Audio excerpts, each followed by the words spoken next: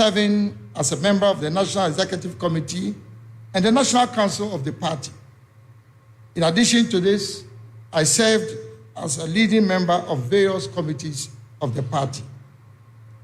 In 1996, after the unsuccessful attempt by the first flag bearer of the party, Professor Albert Edubuahin, to win the general elections, the membership of the Young Executive Forum nominated me to contest the 1996 presidential primaries alongside leading personalities such as Professor Edubuahin, Mr. J. Kufuor, Dr. Jani Selby, Dr. Kwame Safodu, Mr. J.H. Mensah, and Dr. Jones Oforiatta.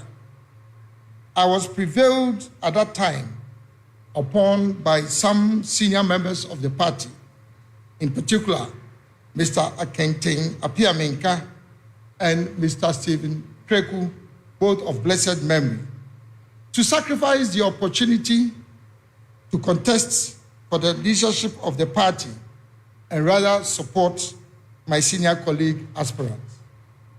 From 1996 to 2000, I played a leading role in supporting the bid of the then candidate J.A. Kufuor to win the general elections and become president of the Republic of Ghana in 2001.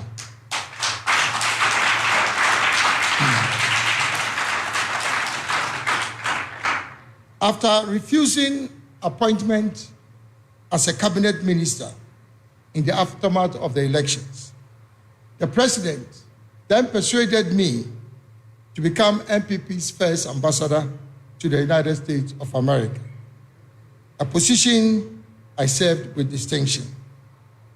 I was subsequently appointed in 2003 as Minister for Trade and Industry and Presidential Special Initiatives to implement a new paradigm of economic development, which I had introduced in 2001 on the assumption of office by President Kufuor.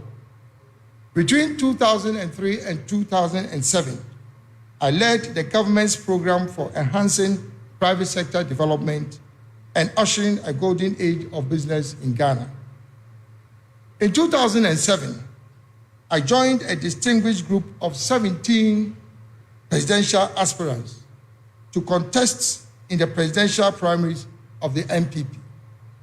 In that election, under very strange circumstances, the electoral process was truncated on the day of the election on account of accusations leveled against me of influencing the course of the elections.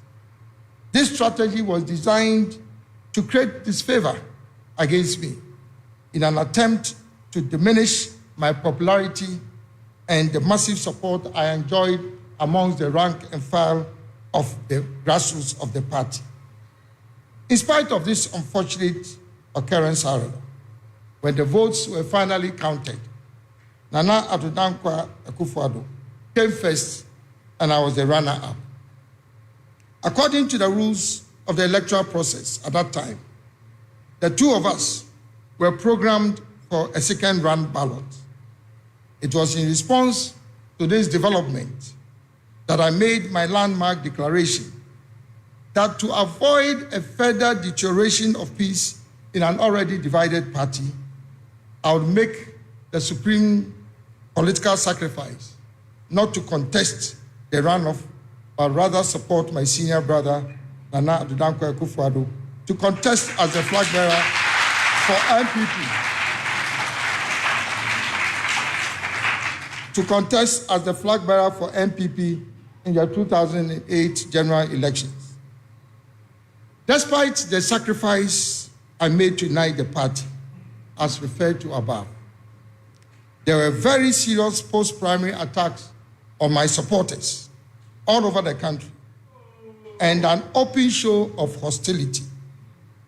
Some of my supporters were victims of brutalities and continue to bear the scars of that treatment.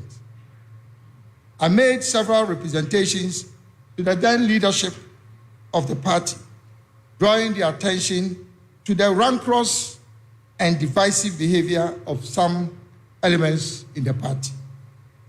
Regrettably, however, my representations went unheeded.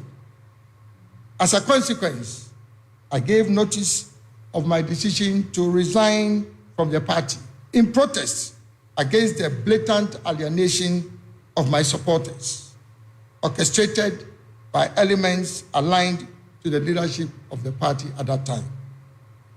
The protests and reactions from the rank and file of the party at that time from all over the country compelled the then chairman of the party to constitute a reconciliation committee chaired by the then immediate past chairman of the party, Ambassador Samuel Odoyi Sykes. The committee upheld all my submissions and prevailed upon me to rescind my decision to resign, which I did, with a firm promise to address all the contentious issues I had raised in my notice of resignation.